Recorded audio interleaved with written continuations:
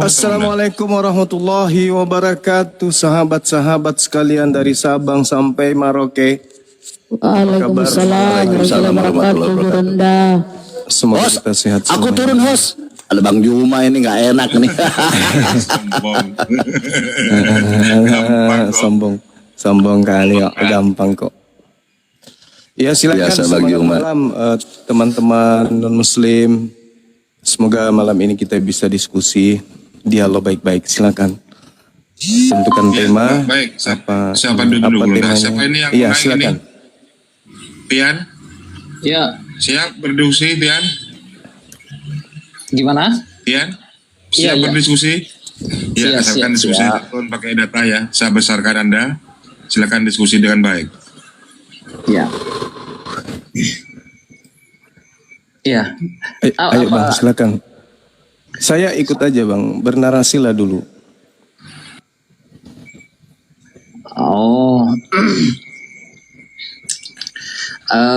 Tapi ini saya bertanya tentang di dalam Al-Quran atau yang mana ini? Atau yang Bukan, sesuai judulnya? ini rambu-rambunya apakah benar? Mustahil kan kalau Tuhan itu mati? Atau dibunuh oleh pencipta, dibunuh oleh ciptaannya? Mustahil nggak? Ya, mustahil. Ya silakan, Anda narasikan itu. Ya, kalau hakikatnya sebagai Tuhan itu tidak bisa dibunuh. Tapi kalau penampakannya sama seperti contohnya kepada Musa, Tuhan berbicara melalui api. Apakah api itu api dari mana? Api dari dapur kah? Itu bisa mati, bisa. Tapi suara Allah itu tidak mungkin bisa dibunuh. Nah, dalam kekristenan, Yesus itu adalah firman Allah yang menampakkan diri dalam rupa manusia. Rupa bisa dibunuh, bisa apa? Sama seperti Jibril, dia menampakkan diri dalam rupa manusia. Kemanusiaan itu bisa bisa dihilangkan lagi, berarti artinya bisa mati. Tapi dia tetap hakikatnya di dalam malaikat. Jadi rupa manusia yang bisa dibunuh, tapi hakikatnya sebagai malaikat itu lain hal. Dalam kekristenan yang dibunuh itu adalah penampakannya dalam rupa manusia, tapi hakikatnya sebagai firman Allah tidak bisa. Nah, itu dia Yesus bagi kami. Jadi Yesus itu, makanya Yesus bilang, aku telah turun dari sorga untuk melaksanakan kehendak Bapa. Kenapa dia kehendak Bapa? Karena dia adalah firman. Jadi kalam nafsi dia di dalam Allah kami. Jadi kehendak Allah di dalam diri Allah. Apakah bisakah firman Allah di dalam diri Allah mengambil rupa manusia? Bagi kami itu adalah bisa, karena Allah adalah tak terbatas, maha dia. Sama seperti yang didengar di dalam semak duri kepada Musa. Apakah kalau dibunuh api itu mati suara Allah? Tidak. Suara Allah adalah itu tidak bisa dibunuh oleh manusia. Tapi api bisa. Nah, Yesus juga bagi kami, makanya Yesus bilang, apa yang kamu dengar ini loh bukan kata-kataku. Allah yang Bapa yang berbicara kepadamu. Jadi suara yang dikeluarkannya katanya Bapa yang berbicara. Itu dia. Jadi yang dibunuh itu adalah rupa manusia. Sama seperti ketika menampakkan diri dalam rupa manusia yang sempurna, kemanusiaan itu adalah rupa yang ditambahkan. Itu bisa dibunuh, tapi hakikatnya sebagai malaikat itu tidak bisa. Makanya ketika dia berubah lagi menjadi malaikat Jibril, bisa. Nah, demikianlah firman Allah bagi kami. Dan itu sesuai dengan konteks seluruh dalam isi Alkitab, bahwa dalam rupa Allah, tapi dia mengambil rupa manusia. Baik Injil Yohanes, bahkan semua juga. Itu dia. Jadi yang dibunuh itu kalau dalam kekristenan bisa dibunuh adalah penampakan dalam manifestasinya. Bisa. Tapi hakikatnya sebagai ilahi, firman Allah tidak bisa. Sudah, jangan diulang-ulang. Sudah ya, gantian ya. Miot, Anda miot. Silakan Gurunda. Baik. Bismillahirrahmanirrahim. Falamma ahassa Isa minhumul kufra qala man ansari ilallah qala al-hawariyun nahnu ansarullah amanna billah wa ashhadu bi anna muslimun. Nabi Isa alaihissalam yang datang kepada kaumnya Bani Israel ketika melihat kekufuran, pembantaian demi pembantaian terhadap ajarannya, pembangkangan yang ada pada diri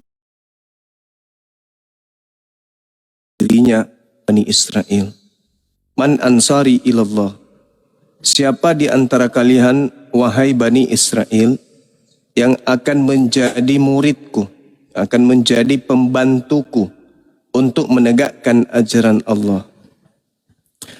Murid-murid kemudian menjawab, nahnu ansarullah, amanna billah. Kami semua adalah penolongmu untuk menjalankan misi kerasulanmu kepada kaum Bani Israel. Dan kami beriman kepada hakikat yang mengutusmu, dan saksikanlah wahai Nabi Isa, sesungguhnya kami muridmu adalah orang-orang muslim yang berserah diri kepada ajaran yang kau bawa. Nah, muncul kemudian pengajaran makar di tengah-tengah kaum Bani Israel. Ketika Nabi Isa mengangkat sebuah sayembara, man ansari ilallah, di antara Bani Israel itu ada yang kemudian makar, tidak ingin menjadi murid. Wa makaru wa makarallah. Mereka kemudian membuat tipu muslihat. Mereka membuat kesaksian-kesaksian palsu. Untuk apa? Untuk kemudian membunuh Nabi Isa alaihissalam. Nah, di sini kita sedang berdiskusi lintas agama.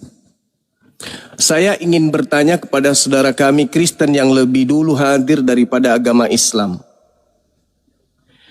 Apakah ketika di dalam Bible bercerita tentang orang-orang Yahudi membuat kesaksian-kesaksian palsu, tipu muslihat, dan persengkongkolan ahli Torah, imam kepala, mahkamah agama, orang Farisi untuk bersepakat bagaimana bisa membunuh Yesus dengan cara menyalibkan? Apakah kesaksian palsu ini berhasil? Dengan kata lain, apakah penyaliban Yesus ini itu berdasar terhadap kesaksian palsu orang-orang Yahudi, imam-imam kepala? Atau memang penyaliban ini adalah rencana Tuhan yang sama sekali tidak ada indikasi keterlibatan orang-orang yang melakukan kesaksian palsu dan kedustaan? Silakan saudara, ini sesi di mana kita umat Islam ingin belajar. Silakan. Ya. Baik, Bang Zuma. Artinya bahwa Anda sedang mengatakan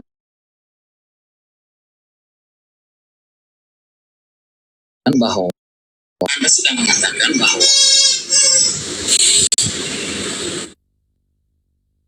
nah, persoalannya di Al-Quran dikatakan bahwa mereka tidak membunuh dan tidak menyalibnya, tetapi yang diserupakan. Artinya Al-Quran sendiri menyatakan ada pembunuhan, ada penyaliban, tetapi yang diserupakan. Itu diakui oleh Al-Quran. Berarti artinya orang Yahudi dan orang-orang Kristen, para rasul murid-muridnya itu ketika mereka mencatat ada pembunuhan dan penyaliban terhadap Yesus, itu bukan lagi menjadi pertanyaan itu fakta atau fiktif. Karena diakui oleh Al-Quran ada pembunuhan dan ada penyaliban, tapi yang diserupakan. Berarti kejadian penyaliban ada dan pembunuhan. Bang Zuma, silakan. Iya. Terima kasih. Jadi kalau kita berbicara mengenai ada penyaliban, ada pembunuhan, Al-Quran surah Al-Ma'idah ayat 33 yang disalib itu adalah yang membenci pencipta langit dan bumi, yang memusuhi Nabi Isa alaihissalam, dan yang membuat kerusakan. Sedangkan di dalam Al-Quran surah An-Nisa diterangkan pembunuhan itu ada, penyaliban itu ada, tetapi yang disalib dan yang dibunuh itu bukanlah Nabi Isa alaihissalam. Dan itu juga dikonfirmasi oleh saya sebagai seorang apologet Islam yang belajar Bible. Di dalam Markus 16 nomor 12, ternyata Markus mengatakan bahwa yang tampil keluar dari kubur itu dalam rupa yang lain. Itu data. Begitu juga ketika berselisih di dalam Kisah Para Rasul 25 nomor 19, Paulus berselisih paham tentang seseorang yang bernama Yesus. Sebagian mengatakan sudah mati, sebagian mengatakan masih hidup. Ini artinya bahwa Al-Quran datang tanpa ada pengajaran, penyelidikan terhadap Bible yang menceritakan tentang kesajian-sajian para pewarta, yang menceritakan tentang keadaan masa lampau. Lalu kemudian, di dalam kitab saudara dikatakan begini, orang-orang Yahudi ahli Taurat lalu kemudian bersepakat bersama dengan imam-imam kepala untuk menangkap dan membunuh Yesus. Dengan cara apa? Dengan tipu muslihat. Itu dalil. Markus 14 nomor 1. Ahli Taurat, imam-imam kepala bersepakat untuk menangkap dan membunuh Yesus. Dengan cara apa? Dengan cara tipu-tipu atau tipu muslihat. Matius 26 nomor 4. Dan mereka merundingkan suatu rencana busuk untuk menangkap Yesus dengan tipu muslihat. Tujuannya agar Yesus itu mati. Nomor 59-nya dikatakan bahwasanya mereka imam kepala mahkamah agama semuanya kemudian bersepakat bersekongkol untuk apa? Untuk membunuh Yesus dengan cara kesaksian-kesaksian palsu yang mereka buat. Imam kepala malah seluruh mahkamah agama yang ada pada saat itu mencari kesaksian palsu terhadap Yesus supaya Yesus bisa disalibkan atau dihukum mati.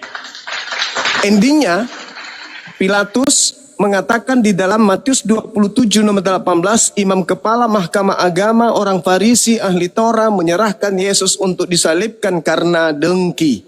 Pertanyaan muncul kemudian, apakah penyaliban itu terjadi karena kedengkian, karena tipu muslihat, karena kesaksian palsu, karena rencana busuk mereka? Ya atau tidak? Silakan. Ya, baik Bang Zuma, bahwa artinya memang penyaliban Yesus itu oleh orang-orang Yahudi, mereka menyerahkan kepada Pilatus yang merupakan bagian dari Romawi, itu karena kedengkian dan karena Yesus juga pernah mengaku, aku anak Allah, maka mereka berkata, ia menghujat Allah, menyamakan dirinya dengan Allah. Makanya mereka menyalibkan dia. Jadi kedengkian dan mereka melakukan tipu muslihat untuk membunuhnya. Jadi artinya itu benar. Tapi menjadi pertanyaan, apakah benar yang dikatakan oleh Al-Quran benar-benar terjadi penyaliban atau pembunuhan? Itu pertanyaanku juga sama Bang Juma sekalian. Karena Al-Quran mengakui ada pembunuhan, ada penyaliban, hanya yang diserupakan. Jadi artinya yang dipercaya oleh orang Kristen itu terjadi penyaliban dan pembunuhan adalah fakta, berarti ada kejadian seperti itu. Itu pertanyaan sekalian sama Bang Juma. Saya akui itu adalah mereka menyalib karena kedengkian, karena Yesus juga pernah mengatakan aku anak Allah, dan orang Yahudi berkata ia menghujat Allah, makanya mereka mau membunuh Yesus. Oke. Sekali lagi saudara, tadi saya sudah menjawab Al-Quran surah An-Nisa ayat 157, pembunuhan dan penyaliban itu terjadi, tetapi yang disalib bukan Nabi Isa, bukan manusia suci. Yang disalib itu adalah justru yang diserupakan dengan manusia suci ini. Sudah terjawab itu. Sekarang yang jadi permasalahan adalah ketika penyaliban yang Anda usung sebagai jalan keselamatan, ternyata penyaliban itu terjadi karena kesaksian palsu. 1, karena dengki. 2, karena tipu muslihat. Dan persekongkolan kejahatan terhadap orang benar yang bernama Yesus ini. Dengan kata lain, Anda mengimani kesaksian palsu, Anda mengimani tipu muslihat sebagai jalan keselamatan. Karena itu dalil.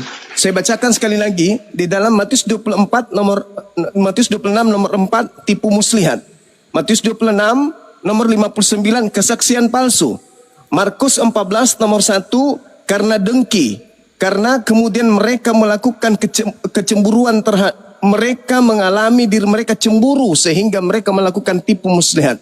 Dengan kata lain, penebusan dosa yang dialami, yang dianut, yang diusung oleh Kristen itu berasal dari kesaksian-kesaksian palsu, berasal dari tipu muslihat, berasal dari kedengkian, kebencian terhadap utusan Tuhan yang datang kepada Bani Israel. Apakah saya benar atau saya salah? Kalau saya salah, apa salahnya? Kalau saya benar, maka terima kasih, Anda sudah mengakui keselamatan Kristen berasal daripada tipu muslihat dan kedengkian orang-orang jahat terhadap Yesus. Kemudian yang terakhir, ketika saudara berbicara mengenai Nabi Isa alaihissalam, Nabi Isa alaihissalam membuat sayembara kepada kaumnya, man ansari ilallah, Siapa yang akan menolong aku untuk menjalankan syariat Allah, ajaran Allah yang datang, firman Allah yang akan aku sampaikan, yang telah dan sedang aku sampaikan kepada kaumku Bani Israel. Nahnu ansarullah. Murid-muridnya mengatakan kami yang akan menolongmu. Dan ternyata di Bible murid-muridnya kemudian ke Efraim bersama dengan Yesus, berjaga-jaga, berdoa semalam-malaman bersama dengan gurunya di sana. Dengan kata lain, sekali lagi, apakah betul penyaliban terjadi oleh karena kesaksian? Ingat, kalau Anda mengatakan bahwa penyaliban itu karena Yesus mengatakan dirinya adalah anak Allah atau anak Allah, kenapa orang Kristen tidak disalib? Sedangkan Galatia 4 nomor 7, Paulus mengajarkan bahwa engkau bukan lagi hamba, melainkan engkau adalah anak-anak Elohim. Kenapa orang Kristen tidak disalib? Jadi sebenarnya itu hanya kesaksian palsu. Itu hanya tipu muslihat. Kebohongan-kebohongan yang diusung oleh imam kepala mahkamah agama. Alasan-alasan yang dicari hanya untuk sekedar membunuh Yesus saja. Ketika orang mengaku anak Elohim, bukankah orang Israel itu semua disebut anak-anak Elohim? Jadi itu cuma alasan yang dibuat-buat oleh orang-orang yang membenci Yesus. Kembali kepada inti permasalahan. Betulkah penyaliban itu berasal dari tipu muslihat, kemudian kesaksian-kesaksian palsu orang-orang yang benci kepada Yesus? Silakan.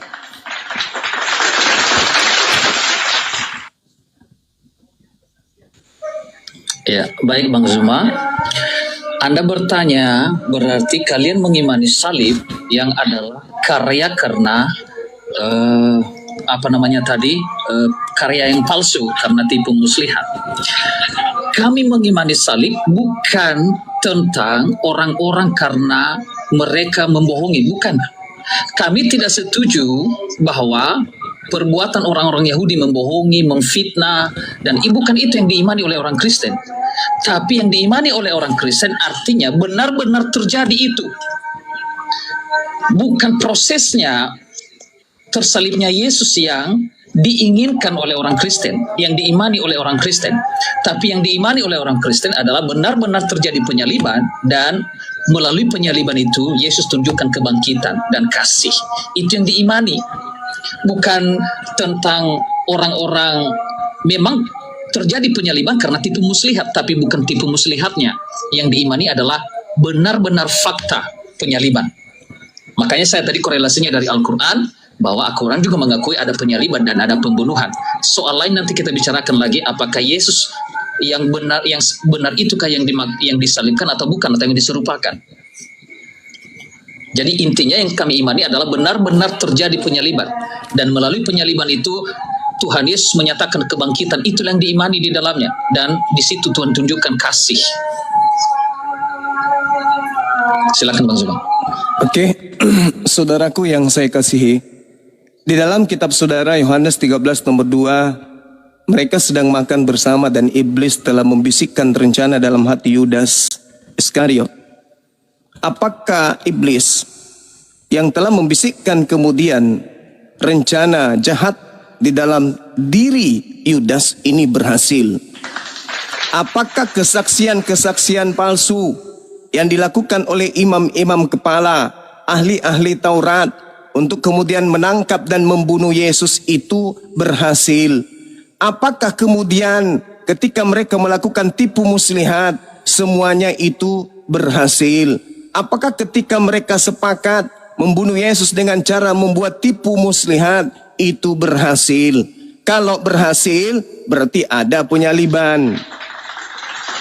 Nah sekarang maukah Anda mengakui bahwa penyaliban itu adalah hasil dari pengkhianatan iblis adalah pengkhianatan Yudas karena bisikan iblis? Apakah Anda jujur dan bersedia mengakui bahwa penyaliban itu adalah terjadi karena dengki, karena adanya kemudian rencana mereka menangkap Yesus dengan tipu muslihat? Apakah Anda ingin jujur mengakui bahwa mereka melakukan penyaliban itu dikarenakan karena mereka melakukan adanya tipu muslihat yang merupakan persengkongkolan? Mau tidak saudaraku Kristen mengakui bahwa penyaliban itu berasal dari kesaksian-kesaksian palsu dan tipu-tipu muslihat? Silakan. Baik Bang Zuma, saya sudah akui tadi bahwa proses penyaliban itu, kenapa terjadi penyaliban, itu karena rencana iblis. Rencana iblis itu apakah dia memakai orang-orang muslihat dengan apa? Saya kan dari tadi saya tidak menolak bahwa begitulah terjadinya proses penyaliban. Tetapi yang diimani oleh orang Kristen bukan menyetujui perbuatan itu. Tapi yang diimani adalah setelah iblis melaksanakan kehendaknya dan Yesus bangkit dari kematian, itu yang diimani tentang penyaliban.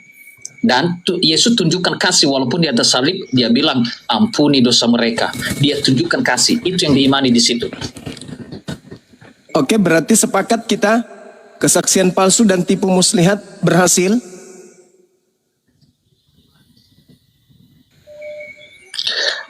Kalau yang Bang Zuma tadi katakan, Yesus ada dan Yesus berkata kepada Yudas, lakukanlah, artinya dia berhasil karena Yesus izinkan si Yudas. Berarti demikian juga Yesus izinkan iblis melakukan itu. Tapi karena Yesus tahu bahwa dia akan bangkit, karena dia sudah berkata, 3 hari dalam perut bumi, setelah itu anak manusia akan bangkit.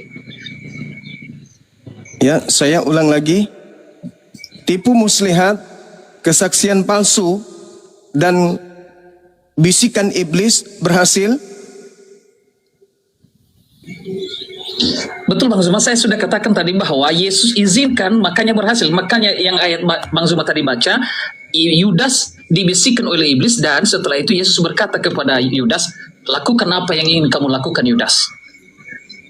Oke, berarti berhasil ya? Iya, saya tidak, kan saya sudah dari tadi bahwa berhasil. Berhasil, baik. Baik, teman-teman sekalian. Ada 2 hal. Yang pertama,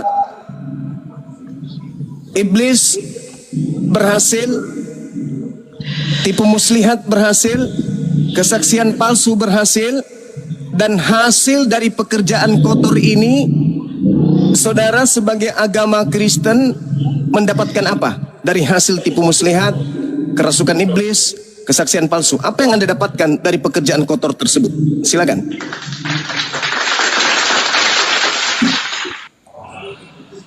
Yang kami dapatkan dari tipu muslihat tidak ada. Makanya saya bilang tadi, penyaliban terjadi terus karena tipu muslihat, karena rencana iblis. Tapi yang diimani oleh orang Kristen adalah kebangkitan Yesus dari antara kematian.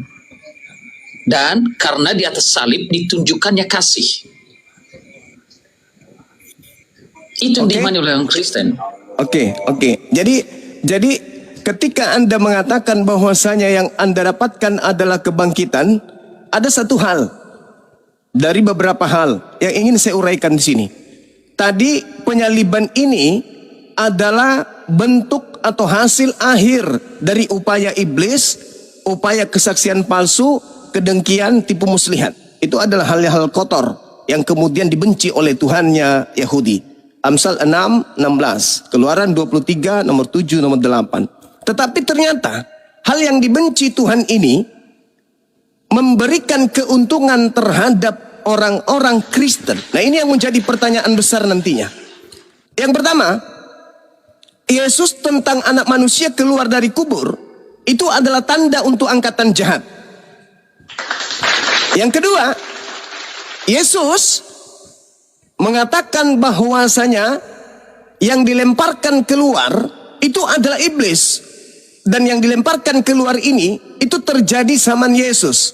Yohanes 12 nomor 31. Sekarang dunia sedang dihakimi, sekarang juga penguasa dunia, iblis, dilemparkan keluar. Sedangkan dalam Yesaya 14 nomor 15, yang masuk ke dalam liang kubur itu adalah iblis, Lucifer. Yang keluar dari kubur menurut Yesus, Yohanes 14 nomor 31, 12 nomor 31 juga Lucifer. Lalu bagaimana Anda bisa meloloskan diri? Pertama, kedengkian, kebencian, saksi palsu, tipu muslihat, kerasukan setan menyebabkan penyaliban. Endingnya bangkit. Kebangkitan itu dibungkus dengan 2 hal. Angkatan jahat diberi tanda anak manusia keluar dari kubur. Iblis penguasa dunia dilemparkan juga keluar dari kubur. Lantas Anda ingin menjajakan yang mana lagi, saudara? Silakan. Baik, saya ada dua poin yang bisa saya tangkap dari Bang Zuma tentang keuntungan daripada proses penyaliban, dan yang kedua adalah tentang tanda yang bangkit dari antara dari kubur tadi itu. Yang pertama Bang Zuma, bahwa yang Anda maksud adalah keuntungan orang Kristen adalah keuntungannya karena Yesus bangkit. Sama seperti Yesus membangkitkan Lazarus, kematian itu adalah bukan keinginan Yesus, tapi membuat orang Kristen beriman. Baru keuntungan orang Kristen atau yang membaca Alkitab karena ada kebangkitan. Berarti proses kematian bukan karena keinginan Yesus, tapi kebangkitannya lah itu yang keuntungan bagi orang Kristen. Demikian juga pada Yesus. Proses penyaliban bukan itu yang keinginan orang Kristen, tapi keuntungan orang Kristen. Dengan terjadinya demikian, Tuhan menunjukkan kebangkitan dan kasih. Poin yang kedua yang Anda maksud adalah tanda ini tidak diberikan kepada angkatan yang jahat ini, tidak diberikan tanda selain daripada tanda Nabi Yunus, sebagaimana juga Yunus dalam perut ikan 3 hari 3 malam, demikian anak manusia di dalam perut bumi dan setelah itu dia bangkit.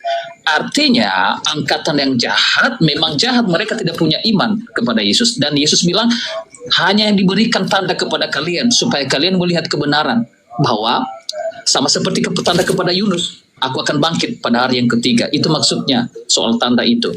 Jadi bukan jahat tanda itu, tapi kepada angkatan yang jahat dinampakkan tanda kebenaran. Jadi bukan tandanya sama-sama jahat, bukan konsepnya di situ. Jadi itu poin yang bisa saya jawab Bang Zuma. Keuntungannya di situ orang Kristen bukan prosesnya, tapi setelah terjadi itu ada kebangkitan, itulah keuntungannya. Sama seperti Yesus membangkitkan Lazarus, bukan Yesus yang membunuh Lazarus, itu adalah karena yang jahat, tapi ketika bangkit membuat orang-orang yang melihat bersorak-sorak. Dan itu seperti itu keuntungan orang Kristen bagi penyaliban Yesus. Silakan Bang Zuma.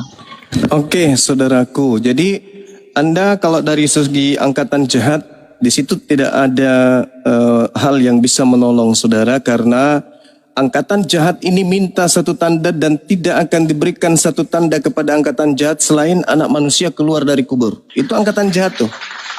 Matius 12, 38, 40. Anda nggak bisa lolos dari sana. Kenapa? Karena Matius 23 di ending 36 pun Yesus dan 39 pun Yesus mengatakan bahwa semua ini akan dialami oleh angkatan jahat ini. Tentang penyaliban, tentang mereka yang menanggung derita disebabkan karena ulah mereka menyalibkan dan nenek moyang mereka atau junjungan mereka menyalibkan. Itu yang pertama. Yang kedua, mengenai kebangkitan. Bangkit, keluar dari kubur, itu tanda untuk angkatan jahat. Itu pasti. Lalu kemudian, Yesusnya menerangkan bahwasanya sekarang juga dunia dihakimi, sekarang juga penguasa dunia dilemparkan keluar. Ketika dia keluar, Matius 28, apa kata dia? Kepadaku telah diberi kuasa di dunia. Penguasa dunia, iblis dilemparkan keluar. Setelah dia keluar, dia mengatakan, kepadaku telah diberi kuasa. Ketika kemudian Yesus mengatakan dunia dihakimi, penguasa dunia ini menghakimi dunia dengan cara apa? Membuat angkatan jahat kemudian beriman, percaya kepadanya kalau dia adalah hakikat yang harus disembah, dituhankan. Permasalahannya di mana? Dengarkan saudaraku, ini edukasi. Murid-murid asli ketika mendengarkan pemberitaan tentang orang yang keluar dari kubur, murid tidak percaya. Menganggap itu omong kosong. Lukas 24 nomor 9, nomor 10, nomor 11, 12. Lukas 24 nomor 37 malah menganggap yang keluar dari kubur itu sebagai hantu. Murid tidak menganggapnya sebagai Tuhan, tapi menganggapnya hantu. Angkatan jahat menganggapnya Tuhan. Jadi kemana hendak anda ini ingin berpijak? Penyaliban adalah hasil daripada kesaksian palsu, tipu muslihat, kemudian upaya dengki, rencana jahat, kesaksian-kesaksian palsu, kerasukan iblis yang menjadi pelopor utama terjadinya penyaliban. Setelah oknum itu disalib, keluarnya dia dari kubur adalah tanda untuk angkatan jahat, terlemparnya dia dari alam mati, alam orang maut, alam orang mati adalah terlemparnya Lucifer dari alam kubur. Anda boleh baca Yesaya 14 nomor 15. Lantas sebagai seorang Kristiani, keselamatan apa yang Anda ingin jajakan saat sekarang? Ketika kemudian penyaliban adalah rekayasa dari kesaksian palsu, kemudian kebangkitan justru adalah tanda untuk angkatan jahat. Saudaraku hendak kemana perginya? Silakan. Ya, baik Bang Zuma, bahwa memang tadi yang saya sudah jelaskan tentang apa yang dimaksud tidak ada diberikan tanda kepada angkatan yang jahat ini selain daripada tanda Nabi Yunus. Artinya bahwa karena orang-orang angkatan yang jahat ini tidak percaya kepada Yesus, mereka meminta tanda kepada Yesus. Yesus bilang, tandanya bagimu supaya engkau percaya bahwa aku akan bangkit pada hari yang ketiga. Tentang tadi keuntungan itu, saya sudah akui bahwa bukan prosesnya lah yang diimani oleh orang Kristen, tetapi setelah iblis melaksanakan kehendaknya, ternyata Yesus bangkit, dan itulah yang diimani oleh orang Kristen dalam salib tentang kebangkitan dan kasih. Yang kedua adalah tentang saya berpijak pada landasan apa, karena Bang Zuma bilang tadi orang-orang rasul-rasul atau para murid-murid adalah mereka menganggap yang bangkit itu adalah hantu. Nah, itu adalah Bang Zuma tidak akan melanjutkan kisahnya.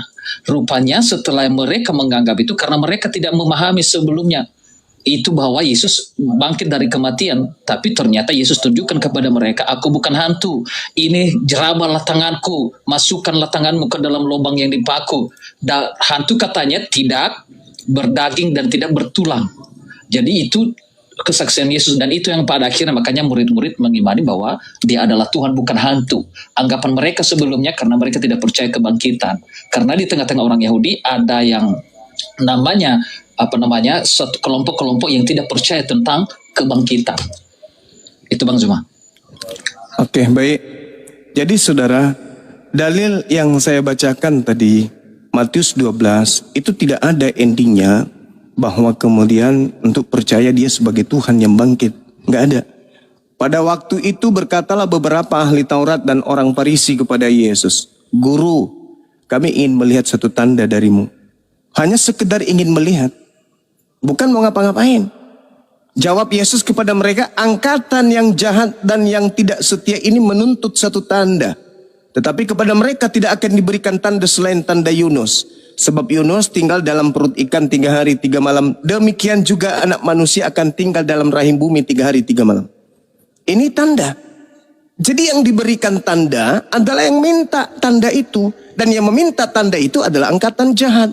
Diberikanlah tanda itu. Apa itu? Anak manusia keluar dari kubur pada hari ketiga. Selayaknya Yunus keluar dari perut bumi, dari perut ikan pada hari ketiga. Itu tanda untuk siapa? Angkatan jahat. Murid-murid terima enggak? Enggak. Enggak terima. Mereka menganggapnya omong kosong. Mereka tidak percaya. Dia tidak percaya, malah menganggapnya hantu. Itu mutlak terjadi, karena itu keadaannya ada di dalam Bible. Tertulis seperti itu. Adapun ketika kemudian oknum tersebut mengatakan, lihatlah tanganku, inilah kakiku, rabalah aku, ada apa dengan kalian? Adakah di antara kalian memiliki makanan? Lantas diberi ikan goreng dan sedikit madu. Apakah itu membuktikan kalau dia Tuhan? Tidak. Dia ingin membuktikan kalau dia bukan hantu. Lalu kalau dia bukan hantu, lalu siapa? Oh Tuhan. Bagaimana bisa? Kalau dia bukan hantu berarti dia gurunya, yaitu Yesus. Sekarang permasalahannya adalah, benarkah Yesus manusia suci ini yang dibunuh oleh karena dasar upaya kesaksian palsu, tipu muslihat, kerasukan iblis? Benarkah Bapa yang telah mengatakan, aku menemanimu, aku menyertaimu, aku melindungimu, aku menyayangimu, aku mengasihimu. Ketika kemudian bangsanya membuat tipu muslihat, pembencinya membuat kesaksian palsu, apakah kemudian Bapak diam-diam baik? Tidak mungkin. Maka ketika tipu muslihat terjadi, kesaksian palsu itu diusung untuk kemudian menyalibkan manusia yang suci, yang kepadanya aku berkenan ini, maka Bapak tidak mungkin membiarkannya untuk terbunuh dengan kesaksian dan tipu muslihat tersebut. Maka dia diselamatkan. Makanya dia berdoa, wahai Bapa, biarlah cawan ini berlalu, tapi bukan atas kehendakku, tapi atas kehendakmu. Pertanyaannya, apakah Bapa berkehendak Yesus itu dibunuh dengan kesaksian palsu, dengan tipu muslihat, dengan kerasukan setannya muridnya? Tentu tidak. Inilah anakku yang kukasih kepadanya aku berkenan. Dan Yesus mengatakan di dalam kitab Anda sendiri, Bapa tidak meninggalkan aku seorang diri. Ayo, Bapa senantiasa berkenan kepadaku, sebab aku senantiasa melakukan apa yang diperintahkan untuk aku lakukan dan aku sampaikan. Yohanes 5 nomor 29. Itu jelas itu. Jadi bagaimana mungkin kemudian Yesus dibiarkan tipu muslihat itu mendera dia? Yesus dibiarkan kemudian kedengkian orang-orang itu mendera dia? Enggak mungkin. Maka apa yang terjadi? Sesuai dengan Markus 16 nomor 12, Yesus menampakkan diri dalam rupa yang lain. Nah, loh ketahuan. Ternyata yang nampak terlihat oleh Markus bukan Yesus lagi, tetapi rupa lain. Siapa rupa ini? Begitu saudaraku. Jadi kembali kepada tema yang tadi, angkatan jahat diberi tanda. Apa itu anak manusia keluar dari kubur?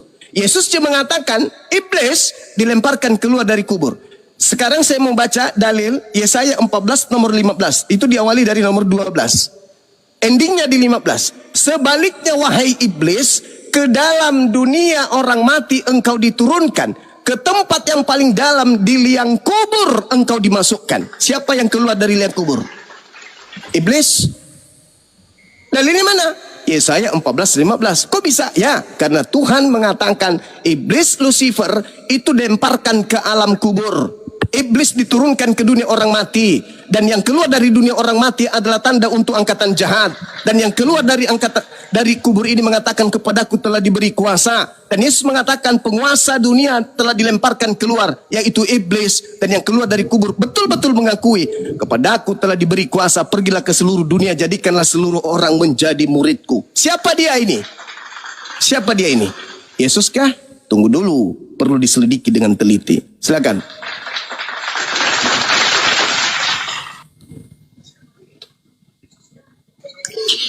Baik Bang Zuma, ada sekitar 3 poin yang saya tangkap tadi dari Bang Zuma tentang kata Yesus bahwa aku disertai oleh Bapa, tidak mungkin ditinggalkan aku oleh Bapa. Dan yang kedua tentang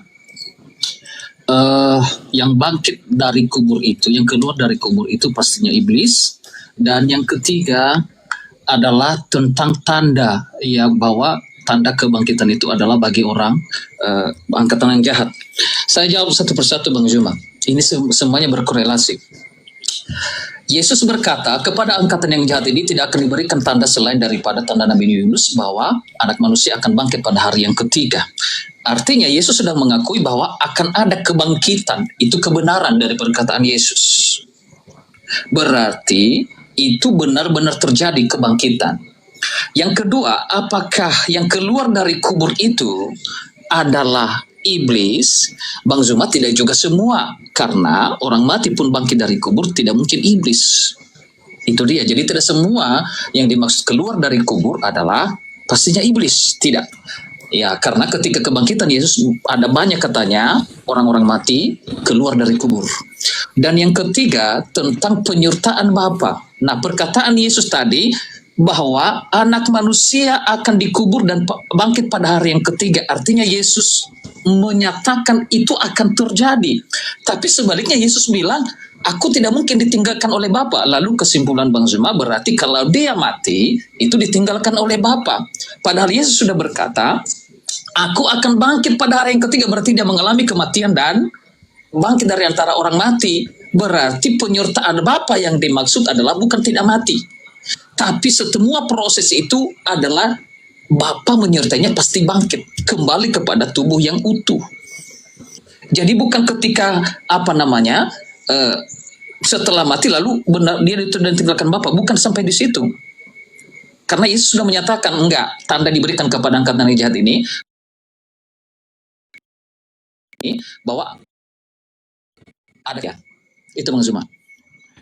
Ya, baik. Terima kasih, saudara. Tadi yang membahas tentang Yohanes 8:29 itu saya yang mengatakan bahwa Bapa yang mengutus aku, Bapa menyertai aku, Bapa tidak membiarkan aku sendiri, sebab aku senantiasa berbuat apa yang berkenan kepadanya. Yang saya maksud di sini adalah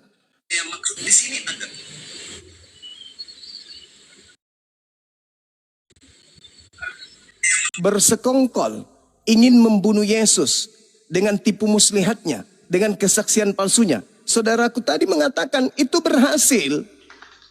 Apa iya Bapak membiarkan Yesus seorang diri untuk dikhianati, untuk kemudian orang-orang membuat kesaksian palsu, untuk membunuh dia, tipu muslihat untuk membunuh dia, kerasukan iblis untuk membunuh dia? Apakah Bapak membiarkan itu terjadi? Bukankah Yesus sendiri yang mengatakan, Dia yang mengutus aku akan menyertai aku dan tidak membiarkan aku sendiri. Kalau Yesus mati, berarti dia sendiri. Bukan ke saudara-saudara sendiri mengatakan yang mati Tuhan atau manusia? Manusia. Loh, mana Tuhannya? Yesus tidak mungkin mati karena Yesus tidak mungkin dibiarkan seorang diri. Dengan demikian, yang mati ini bukan Yesus. Itu baru betul. Itu baru benar. Yesus tidak dibiarkan, makanya dia berdoa. Ya Bapa, sekiranya mungkin, biarlah cawan ini berlalu. Tetapi bukan atas kehendak Yesus, tapi atas kehendakmu. Sekarang pertanyaannya, apakah Tuhan yang berkehendak menyalib Yesus? Jawabannya sudah terjawab lebih awal. Bukan. Yang berkehendak menyalib Yesus adalah imam kepala, orang Farisi, iblis, mahkamah agama, ahli Taurat. Bapak menginginkan? Tidak. Berarti di situ ada dua perlawanan. Perlawanan dari Yesus, perlawanan dari Tuhan Elohim, dan kemudian dua-duanya melawan terhadap keangkarmurkaan yang kemudian dipelopori oleh iblis. Yohanes 13:2. Kalau Anda mengatakan berhasil tipu muslihat, Elohim yang menyertai Yesus kemana? Kemana Elohim? Bukankah Yesus sendiri mengatakan, Dia tidak akan membiarkan aku seorang diri. Dan dia berdoa, biarlah yang terjadi adalah kehendakmu. Tolong tunjukkan kepada saya kehendak Elohim agar orang-orang jahat membunuh orang benar. Ada? Tidak akan Anda temukan itu. Tidak akan Anda temukan itu. Berarti dengan kata lain, penyaliban itu terjadi, pembunuhan itu terjadi, tetapi yang dibunuh bukan Nabi Isa alaihi salam, melainkan orang yang diserupakan dengan beliau. Wa qaulihim inna qatalnal masiha Isa bin Maryam Rasulullah wa ma qatalu wa ma salabu walakin syubbiha lahum. Yang disalib, yang dibunuh, orang yang diserupakan. Ending daripada itu adalah ketika Anda, saudaraku yang kukasihi, mengatakan yang disalib adalah Yesus. Ingat, Yesus berkata kepada muridnya Bani Israel, bukan kepada Islam, bukan kepada Kristen. Apa kata Yesus dalam Bible? Waspadalah kepada penyesat yang datang kepadamu memakai namaku dan berkata, akulah Kristus. Yang Anda katakan hari ini sebagai oknum yang disalib, itu Kristus. Yang keluar dari kubur itu ngaku Kristus. Yang Anda sembah pada hari Minggu itu adalah Kristus. Lalu mana penyesat yang mengaku Kristus itu? Yang menyesatkan banyak orang itu. Kalau ternyata yang disalib dan yang keluar dari kubur itu adalah Yesus asli. Lalu penyesatnya yang mengaku Kristus itu mana? Yang menyesatkan banyak orang itu mana? Bukankah Yesus sendiri yang mengatakan kepada Yahudi, apabila ada orang datang kepadamu berkata, ada Mesias di padang gurun, ada Mesias dalam bilik, jangan kau percaya. Sebab Yesus palsu, Kristus palsu, Mesias palsu akan datang melakukan tanda dahsyat dan mujizat-mujizat serta kekuatan-kekuatan. Fungsinya untuk menyesatkan orang-orang murid-murid pilihan juga. Implementasi daripada nubuat Yesus terhadap murid Yesus, kudu wajib ada kejadian dahsyat, ada kekuatan, ada kemudian mujizat, tanda-tanda dahsyat yang terjadi mengatasnamakan Yesus. Yang keluar pada hari ketiga mengatasnamakan siapa? Yesus. Yang bangkit dari kubur mengatasnamakan siapa? Yesus. Adakah Yesus palsu dikatakan oleh Yesus asli akan melakukan tanda dahsyat? Ada. Adakah Yesus asli mengatakan Yesus palsu itu melakukan mujizat? Ada. Adakah Yesus palsu ini diiringi dengan nabi palsu, pengajar palsu, mimpi palsu? Ada. Dan menyesatkan banyak orang pakai nama Yesus? Ada. Dan siapa orang banyak itu? Izinkan saya, karena saya belum menemukan kandidat yang lain, ya, yang sedang saya berdiskusi dengannya dan kelompoknya. Itu saudara, itu yang ingin saya sampaikan. Saya bukan menghujat, menghina, menista. Okelah, saya keliru. Bang Suma salah. Bang Suma telah melakukan kesalahan fatal, mentafsirkan Bible seenak perut. Oke, saya minta maaf. Mungkin saya salah. Tapi tolong, saya sebagai orang terdidik, tunjukkan kepada saya kelompok orang banyak yang disesatkan oleh Yesus palsu ini. Yang kemana-mana membawa nama Yesus. Yang kemana-mana mengaku pengikut Yesus. Tolong tunjukkan. Selain Kristen siapa lagi? Silakan.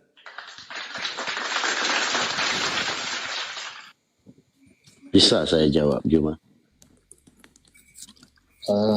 Apa namanya Bang Zuma, sebenarnya ada beberapa Silakan, lah silakan. yang tentang penyertaan Bapa.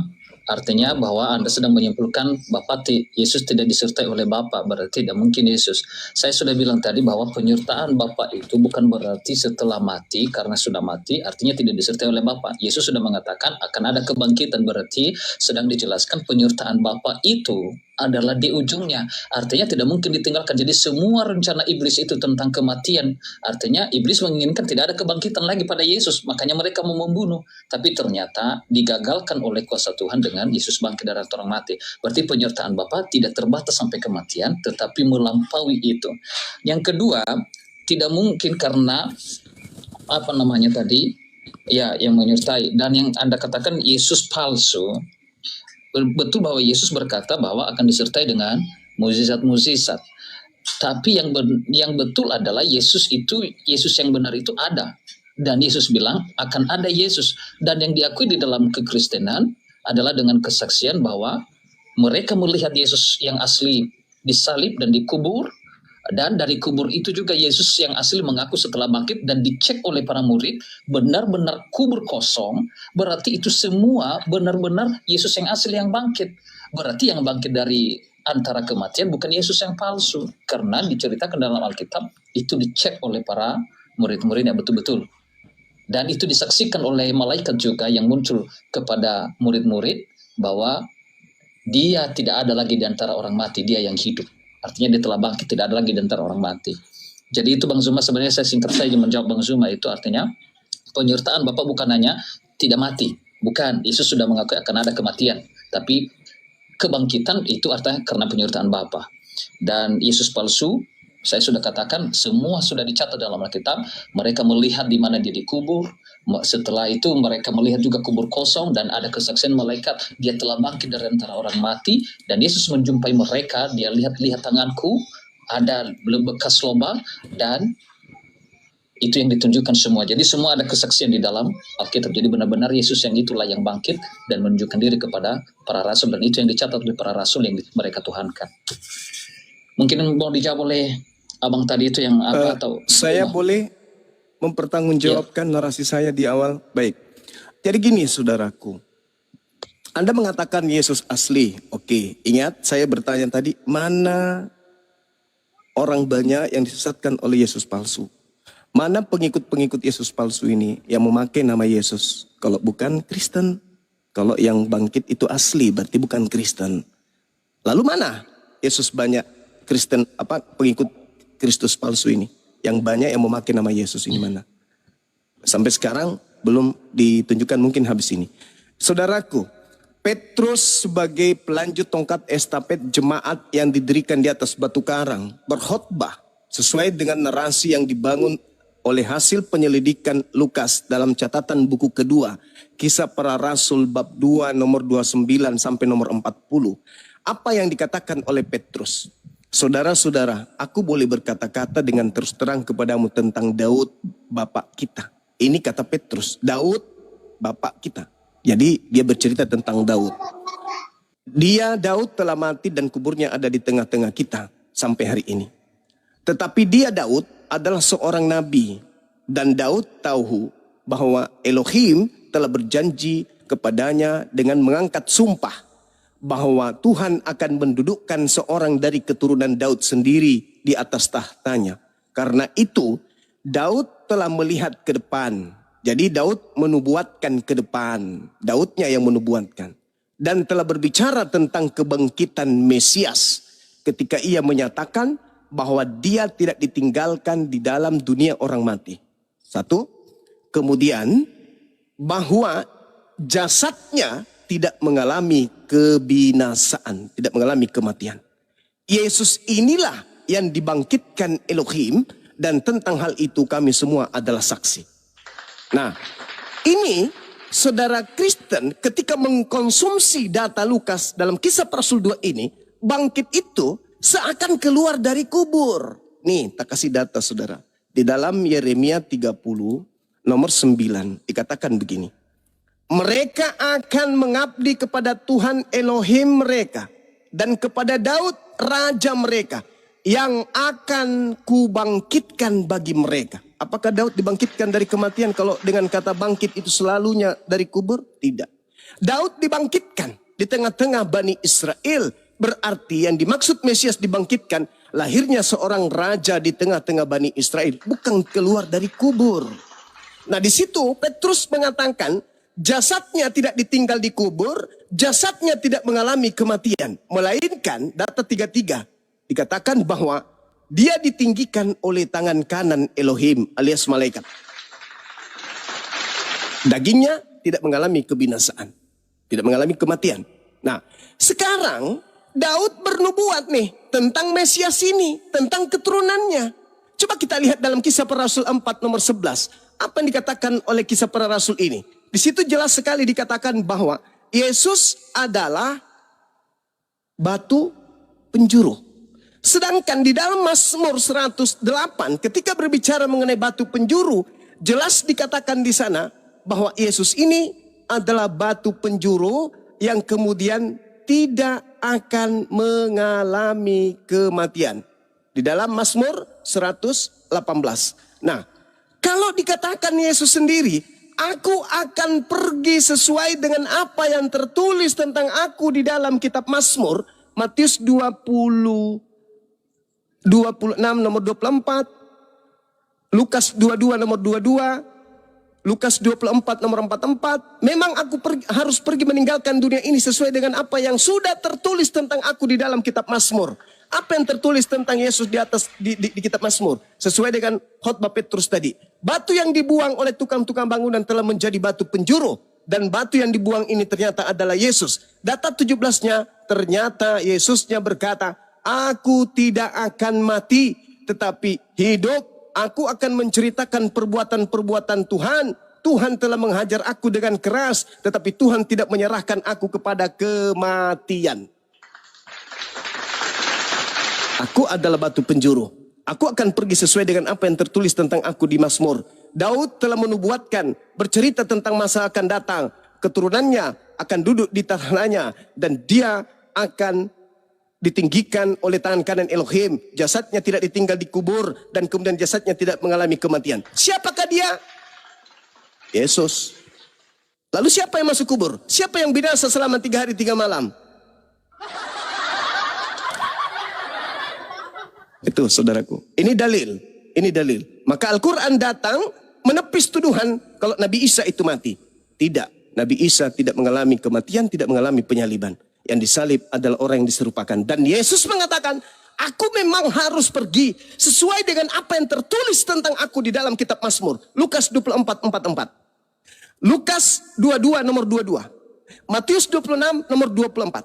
Harus pergi sesuai dengan apa yang sudah tertulis, yang telah tertulis, yang ada tertulis. Bukan yang baru akan ditulis oleh Paulus, tetapi yang sudah tertulis. Dan disebutkan langsung kitabnya, Mazmur. Dan di situ dikatakan Mazmur 118, aku tidak akan mati. Aku batu yang dibuang oleh tukang bangunan dan telah menjadi batu penjuru. Siapa dia? Yesus. Subhanallah. Ini data saudaraku. Tapi kalau Anda mengatakan bahwasanya iblis berhasil, kesaksian palsu berhasil, tipu muslihat berhasil, wow, Anda sedang menerima hadiah dari mereka.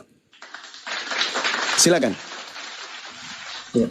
Baik Bang Zuma, sebenarnya Bang Zuma dari ayat-ayat yang Bang Zuma eh, baca itu tadi tentang nubuatan di dalam Mazmur, dan itu memang dikutip di dalam Perjanjian Baru, di dalam Kisah Para Rasul, bahwa bukan Daud lah yang tidak ditinggalkan jasadnya yang telah bangkit, tapi orang yang dinubuatkan dan dikatakan di apa itu tentang Yesus.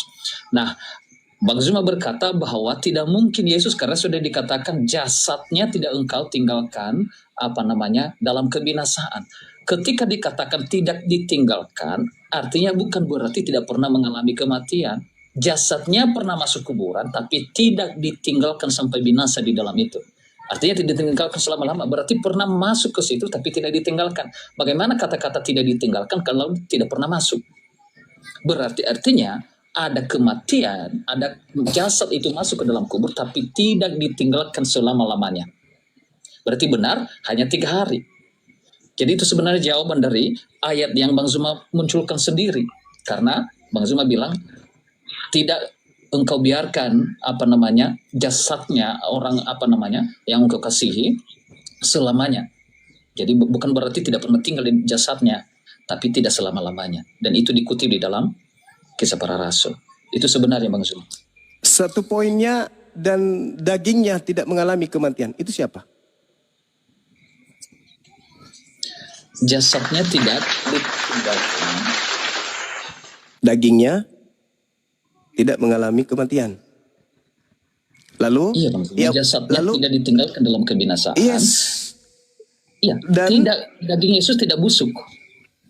Oke, Anda harus bisa bedakan bahwa mengartikan daging itu. dengan roh. Mari kita cek di dalam Kisah Para Rasul ini, ketika dikatakan bahwa aku berkata dengan terus terang tentang Daud, lalu diuraikan bahwasanya dagingnya lalu tidak mengalami kebinasaan. Daging tidak binasa. Tidak binasa itu artinya tidak mati. Lihat coba di original teksnya. Apakah yang saya sampaikan ini betul? Bahwa dia tidak tersentuh oleh kematian.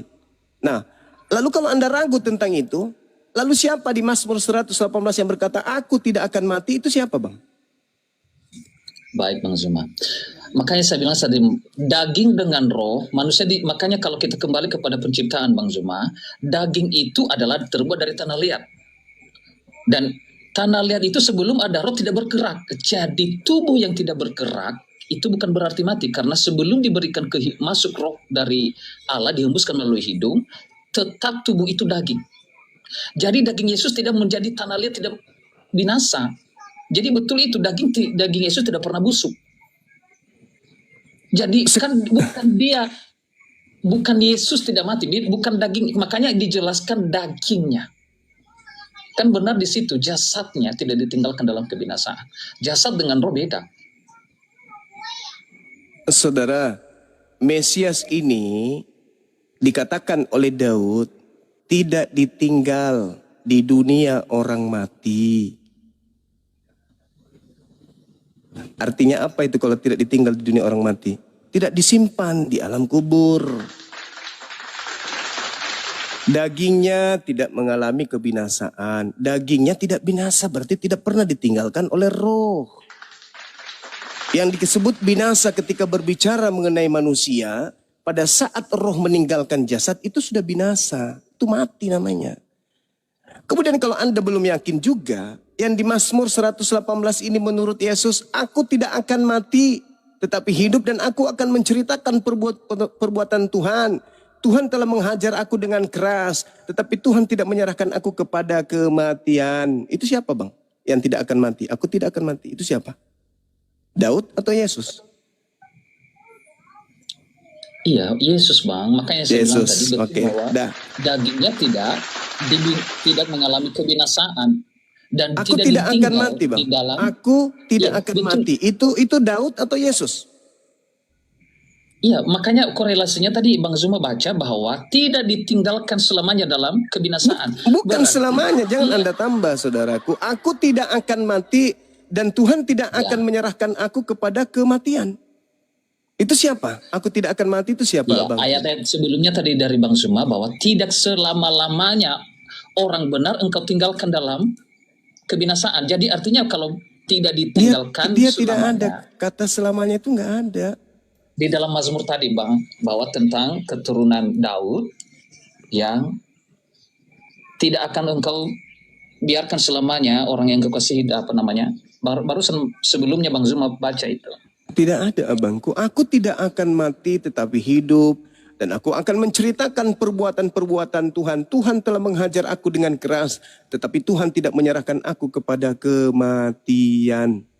Batu yang dibuang oleh tukang-tukang bangunan telah menjadi batu penjuru. Itu Yesus kan?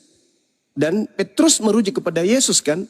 Dan Daud bercerita tentang masa depan ketika Daud hidup tentang Yesus bukan? Dan Yesus mengatakan harus tergenapi semua yang tertulis tentang aku di dalam kitab Mazmur bukan? Lalu siapa yang mengatakan aku tidak akan mati? Daud sudah mati.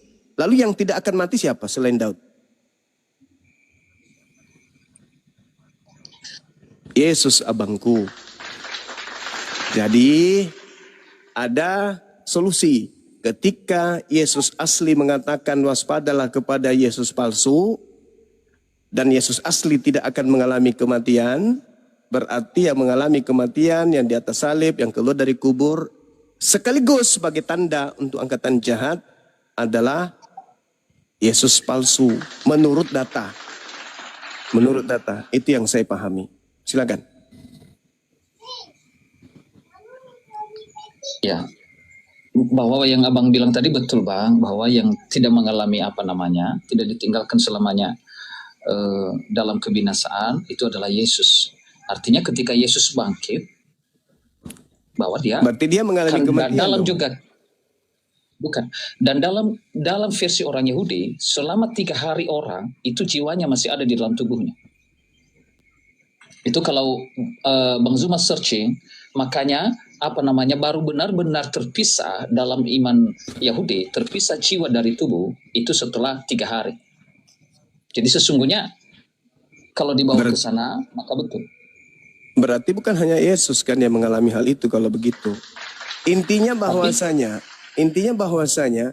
apa yang Anda inginkan dengan Yesus yang harus mati ini? Kenapa Anda ngotot sekali Yesus harus mati? Seperti iblis yang berapa kali mencoba Yesus harus mati. Kenapa ada kemiripan antara saudara saya dengan iblis? Pingin kali Yesus mati itu apa yang Anda inginkan di sana?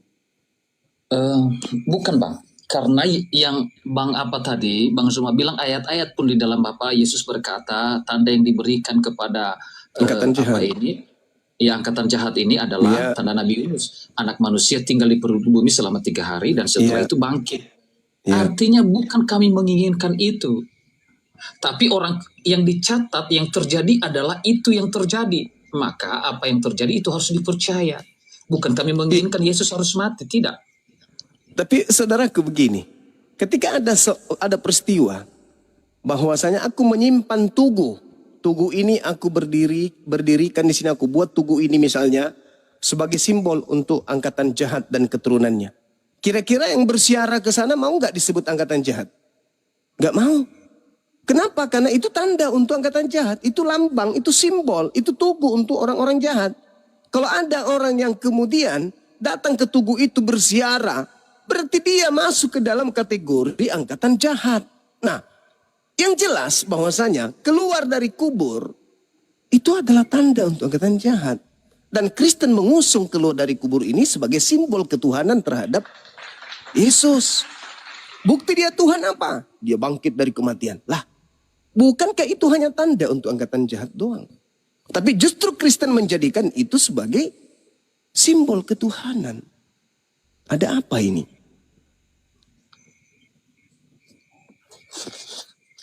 Ya, Bang Zuma harus bisa bedakan bahwa memang Yesus memberikan itu bahwa kebangkitan itu adalah tanda kepada angkatan yang jahat yang tidak percaya. Tapi bukan berarti tandanya itu adalah jahat, tidak. Jadi bukan berarti apa namanya itu Yesus bilang karena mereka tidak percaya, tapi bukan tandanya yang jahat. Saudaraku, tadi di dalam Yohanes 12:31 itu tanda jahat itu. Dunia saatnya sekarang juga dunia dihakimi, sekarang juga penguasa dunia akan dilemparkan keluar. Itu tanda untuk penguasa dunia iblis. Itu tanda jahat, Bang. Coba Anda baca lagi deh. Itu Yesus sendiri yang mengatakan, sekarang juga dunia dihakimi, sekarang juga penguasa dunia yaitu iblis dilemparkan keluar. Siapa yang dilemparkan keluar ini? Bukan cuma tanda jahat, tapi yang keluar ini juga adalah si jahat. Yesusnya kemudian mengatakan tidak mati. Daud tidak mati. Petrus tidak mati. Lalu Yesus mengatakan yang keluar dari kubur hari ketiga adalah tanda untuk angkatan jahat. Yesus mengatakan yang keluar adalah si jahat, yaitu penguasa dunia. Tapi kenapa Anda kemudian mengatakan itu adalah Yesus? Karena itu tadi telah disesatkan dengan memakai nama Yesus. Waspadalah kepada penyesat yang datang kepadamu dengan memakai namaku dan berkata, akulah Kristus. Mereka akan menyesatkan banyak orang. Kalau saudaraku hari ini ngotot, itu Yesus, itu Yesus, itu Yesus. Berarti Anda sudah jadi korban ini. Karena memang harus ada yang disesatkan dengan memakai nama Yesus. Padahal dalil dalil. Dalil Yesus tidak akan mati, Daud tidak akan mati, Yesus, Petrus tidak akan mati, Yesus. Yang mati adalah tanda untuk angkatan jahat. Yang keluar dari kubur adalah si jahat. Lalu Anda hadir. Oh enggak, yang ini berarti Anda sudah masuk ke dalam lingkaran orang banyak yang disesatkan oleh Kristus palsu. Maaf, ini dalil. Saya masih bertanya nih, kalau bukan Anda, lalu mana orang banyak yang disesatkan dengan nama Yesus? Baik Bang Zuma.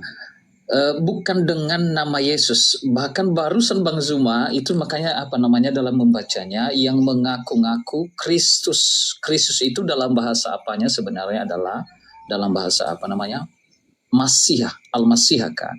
Jadi bukan nama Yesus, tapi mengaku Kristus yang diurapi. Jadi itu gelar mengaku sebagai Kristus yang diurapi. Jadi bukan memakai nama Yesus, mengaku-ngaku akulah Kristus.